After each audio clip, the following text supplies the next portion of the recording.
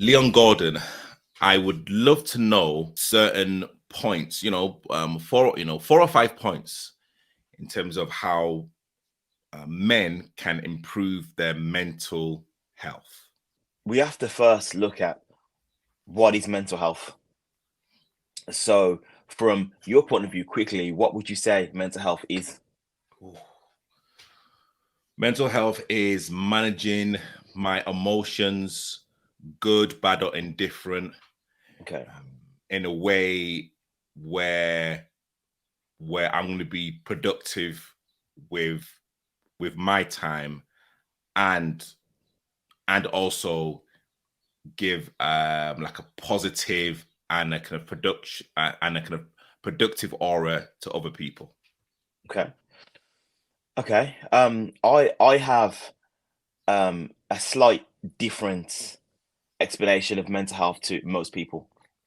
So, I believe that whatever the mind gets itself into, it can get itself out of, no matter how severe it is. Some people don't agree with that, but I think whether it's a medical condition or it's mild, I think if you do the work, you can get yourself out of it. So to improve mental health, you have to understand what it is first of all. It's managing thoughts, feelings, and emotions. So it's not people are now talking about mental health as an isolated incident, but it's not. Mental health in its entirety is your whole life, all your experiences, and what you've been through. And to actually look at your mental health, you have to look at what's going on around you. You can't you can't actually fix mental health. You can fix the circumstances around it, which then improves your mental health. So it's almost like if you have a swelling on your arm, it's not the swelling you need to fix, it's what caused the swelling, then that will fix the swelling. So you can't improve mental health by sitting there and saying, well, let's talk about mental health. You need to talk about your lifestyle. Mental health in men is very different from women because I believe that men aren't mentally strong. Men are mentally resilient. Women are mentally strong, and there's a difference Hmm. Okay. because what happens is men have the ability just to keep going regardless until we don't anymore, and then we have a breakdown. Women are mentally strong. The difference is strength is being able to adapt in different environments and different circumstances. Women are forced to do that because it's biology. So women go through menstrual cycles, they go through pregnancy, they go through menopause. Their mind is always changing, so their body's always changing. So they're always equipped to be in different circumstances mentally from when they're a young age. Men don't have that luxury. So you can have a 30-year-old man who's technically still a 10-year-old boy because we don't go through those changes. So when a man has to go through a mental change, it's really difficult for us because life doesn't equip us with that. Do you know what I'm saying? Yeah. Okay. So to improve your mental health, you have to look at your lifestyle. What are you eating? What are you drinking? What are you listening to? What are you watching? Where are you going? What conversations are you having? What's your ideology of life? What do you think about? What do you dream about? Who do you want to be? Who did you want to be? Why do you want to be that person? It all amalgamates in one. That's why, as a life coach, when I work with people, it takes so long because you're almost unraveling years of a problem that you're just seeing the manifestations of now. So if a 30-year-old man or 40-year-old man is having some kind of mental breakdown, that breakdown didn't start now. That breakdown probably started 15 years ago. So you have to go back all the way through, find out what the problems are, and then almost come to the current time. If you look at the bigger picture of life, I don't believe we were ever supposed to live like this. The way society is built now, I don't think this was ever supposed to be us.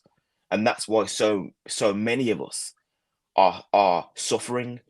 When we're talking about sacrificing, we're actually leaving the things behind that I don't think we were ever supposed to have in the first place. I don't think we were supposed to be in contact with so many people. You can be in contact with millions of people at the palm of your hand. I don't think we are mentally capable of having so many conversations with so many people on so many levels. It's causing problems with our mental health going forward.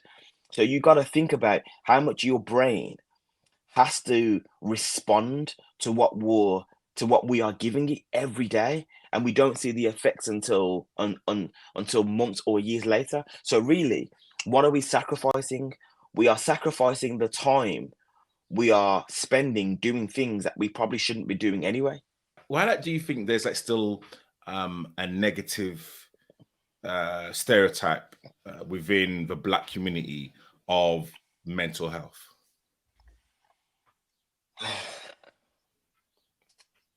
When we're talking about Black people, right? The problem is what's cool in the Black culture is detrimental to our growth. So the music we listen to, what we see as fun, what we see as cool, what we see as uh, stylish, the whole thing is just detriment. It's detrimental to us. What we've been through as a people is horrific, and we can't just overlook that. So, as a Black person, a man especially, and a woman, you don't want to appear as struggling. So, if I need help with my mental health, I'm not a person, so I'm not a man asking for help with my mental health. I become a Black man asking for help with my mental health, and that becomes the problem. So we are seeing color before we are seeing the person, and I think that becomes the problem. We're seeing the color. I'm a man that needs help. All of a sudden, I'm a Black man that needs help. Why is there a difference? Well, there's a difference because of what we've been through historically, and obviously, there's a lot of pride in it. Isn't that? And a lot of us need help because of the culture. For me, there's a really big, obvious contradiction that we don't talk about, and it might be off topic, but when we talk about Black Lives Matters, for example, so Black Lives Matters to who? Who do Black Lives matter to? That's always the question that I ask because the music now is so derogative towards Black people being made by Black people. And I think we should look at how we're treating each other, what we're calling ourselves. I'm not saying the problem isn't wider than that, but then we have to also look in our own community. And I think that's where some of the mental health can stem from. You like talk about acceptance, Hmm. and actually, I would like love to know more in terms of what you mean by that word, Okay. and and again, what like people can actually do to like not only break down that word, but Yeah. also to literally improve their own mindset and to have the kind of strength to literally move on with their lives, or like possibly even change a career. Okay. So, what do we actually have as human beings? What do we actually own? You don't even own the clothes on your back. They're not yours. They'll be thrown away, they'll be taken, you'll pass away in them. We actually really own and have nothing. To come to a point of acceptance means to almost live within that moment. We struggle because we won't accept. Relationships are over, we lose money, we lose jobs, things get repossessed, people want to move on. It's when we hold on to things that's when it becomes a problem. So you take bereavement, for example. We struggle with bereavement because the mind cannot comprehend that you're never going to see, hear, touch, or talk to that person again. When a person gets over bereavement, what they've done is they've accepted the situation for what it is. It's allowing your mind to understand that that's gone and this will come. So, um, if we accept, if we look at acceptance in terms of mental health, it is most of the things that we are struggling with. So, stress, anxiety, and depression. Well, anxiety is the fear of the future. We have to accept that we can't control that. Depression is what's come from the past. We have to accept that that's gone. And stress comes from pressure from the current situation. I cannot change the situation by stressing about it. So I need to accept that. But acceptance is something that needs to be practiced. It's not something that you can just call upon. So a lifestyle of going for walks, sitting in quiet time, looking at the things I can and cannot change, trying to live in the moment. The the society takes us out of the present. If I'm on my phone all the time, I am living somewhere else mentally. Accepting that my situation is what it is and I can't change it, I can't do anything about it. We struggle to accept. So, on a bit of a deeper note, we struggle to accept that some people are different colors to us. Some people have different finances to us. Some people look different. Some people act different. Some people sound different. Some people want to be different. And the fact that we just accept that they're different. So there's no point in me getting upset because the man sitting across the table from me has a green t-shirt on. Mm. Just accept he has a green t-shirt on. That's it. There's nothing I can do. He doesn't have to have the same color t-shirt on as I do. I don't have to. And because we can't accept other people, it causes a problem. You actually talk about silence. How how hard is it to actually sit in silence for five 5 to 10 minutes? And literally, what should people be doing in their moment of solitude? Okay. Behavior becomes cognitive. Um, behavior becomes cognitive. I can't stress that enough. The reason why we are able to talk, walk, move the way we are is because it became a cognitive behavior. You train the brain, it becomes a routine. If you are always listening to something, watching something, you're always being occupied, your brain becomes rhythmatic to your behavior, which means if you're always doing something, the brain will struggle then with not doing something. It's always on the go all the time. What silence does, it's an equalizer. It's rest. What you'll find is that people now sleep, but they don't rest. Sleeping is what you do when your body does nothing. Resting is what you do when your mind does nothing. You need to have it needs to be equal for both. And this is why people become so stressed. When I ask people if they sit in silence, they say they sit in silence all the time. I say how? They'll say they sit in a corner on their phone and then scroll for 3 hours. That's not sitting in silence. That's actually worse. Sitting in silence is difficult if you can't do it.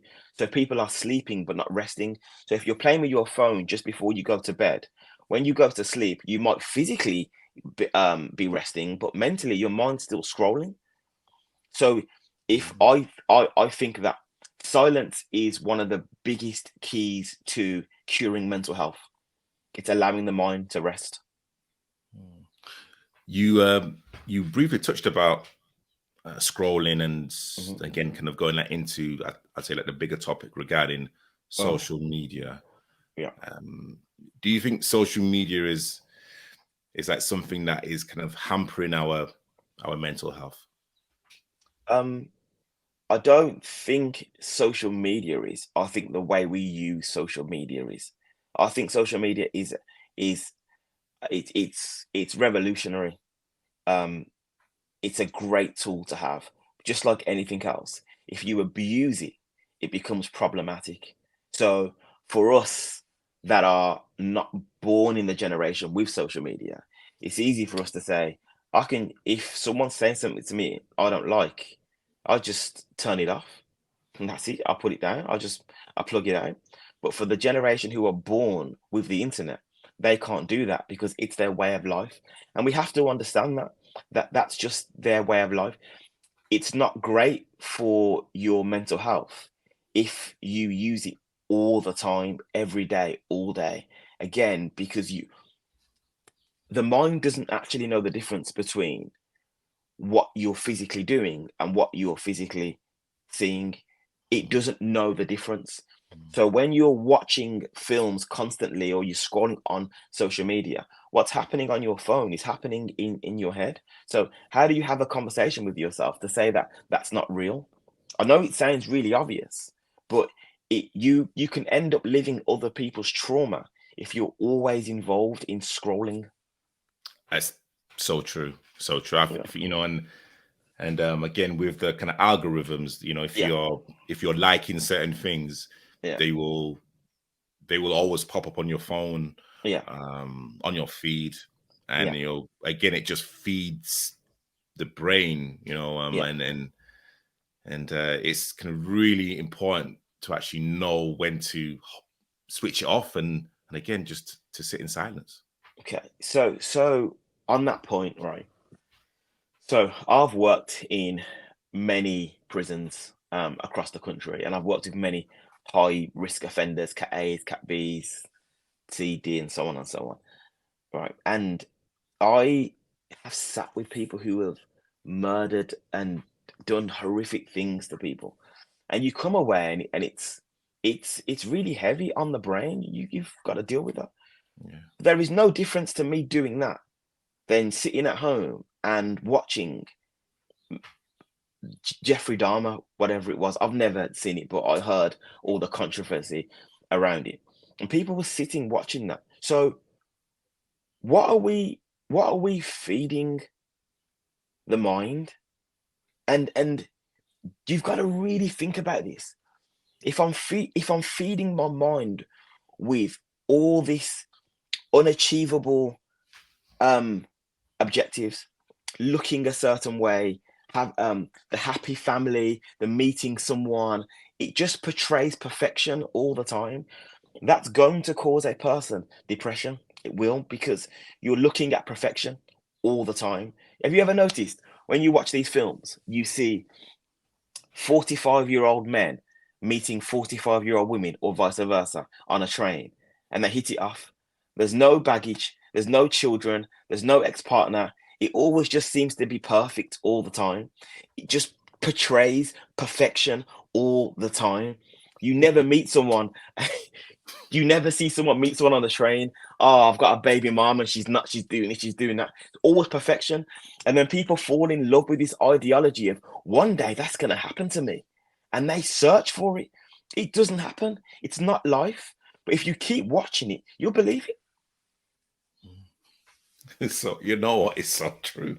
It's very Yeah. true. Yeah. We see, and you know, sorry, just to go a bit deeper into that, when you, so we have now like a microwave generation, right? Mm. When you watch these films, everything is shortened. So the film only lasts, let's say, let's be generous, it lasts 2 hours. In 2 hours, you can see three generations of people. You can see someone graduate college. You can see someone become a professional athlete. You can see someone have multiple children. Again, cognitively, what that does is it trains the brain to fast forward, because you're seeing the product, but you're not seeing the process. So people then become warped at the idea of what the process is. So now you have people who will start something and can never finish it. And oh, it took too long. Oh, it's taking too long. It's because your brain is cognitively trained to only see the outcome. So if you want to be an athlete or an actor or a writer or a singer, it takes years. The road to success is never an exciting one. It is so grueling and boring and lonely, but media never portrays it. So you actually have people who are growing up who don't understand what the process is to become great. Hmm. Facts. Mm, Facts. yeah, yeah, Uh, what's your one piece of advice to like men to improve their mental health? yeah. It would be, I know the cliche is to talk, right? But I don't know if you're married or you have a partner. If you ask a man who is 30, 40 years old, whatever, who's in a relationship, ask him to stand in his living room, how much emotional input. Are you married? Have you got a Um, partner? I'm not married, but I'm actually with someone. Okay, do you live with that person? Yes. Okay, all right. So if you stand in your house and you ask yourself this question, stand in your living room or your kitchen or bedroom or wherever and ask yourself this question. How much emotional input do I have in this house? Did I choose the curtains? Did I choose the bed sheets? Did I choose where the knife and forks go? Did I choose the color of the settee, the wallpaper? Ask yourself. You are living in someone else's emotional desire. So that's not you. What happens to a man is the problem isn't the man, the problem is the boy in the man. Because from when society isn't built for boys, it's not built for boys. Running, fighting, being boisterous. You can't do those things at school anymore. You can't play bulldog. You can't play teak. You can't run around. So, from when a boy, It's so true. Okay. Oh, listen, you know what? Bulldog used to be the game, man. Anyway. Listen, of course. So you have to think from when a boy is 4 years old or 5 years old to when he's 16 years old, he's made to sit in a classroom and suppress his testosterone, suppress his boisterousness. So for all them years, how do we express ourselves? I know some people may disagree with this, and it's controversial, but if imagine saying to a female at 12, 13 years old, who's on her menstrual cycle, who's in pain with cramps, you have to go outside and do PE and run around. We can all agree that's almost inhumane. She's in pain biologically. So why is it any different to saying to a boy who's coming into puberty, who's experiencing testosterone, that you have to sit behind that table for 5, 6 hours and you can't get up and run around? Isn't that just as damaging and as detrimental? We don't talk as boys. So how are we expected to talk as men, as boys? Do you really go and choose the color of your boxer shorts? Do you sit down in the living room and have open conversations? We don't talk as boys. So why would we expected to talk as men? The problem isn't the man, it's the boy in the man from years ago. When you speak to a man with mental health, he would go back for years, talk about his mom, his childhood, his parents, his dad, what he'd done as a kid, what he's seen his mom do, what he's seen his dad do. All of a sudden, it's almost like an awakening. So we have to be able to deal with our emotions. Yes, we have to talk to someone, but for a man, it's difficult. It's pride. Who am I going to talk to? What am I going to tell you? I'm going to sit here and then and be vulnerable and open myself up and then start crying. We do need to speak to people. Yes, we do. But you need to speak to the right person. Because if you speak to the wrong person, it's just as bad. So to answer your question, talking does help, but you got to find the right person to speak to, basically. Leon, thank you so much for your time. No problem.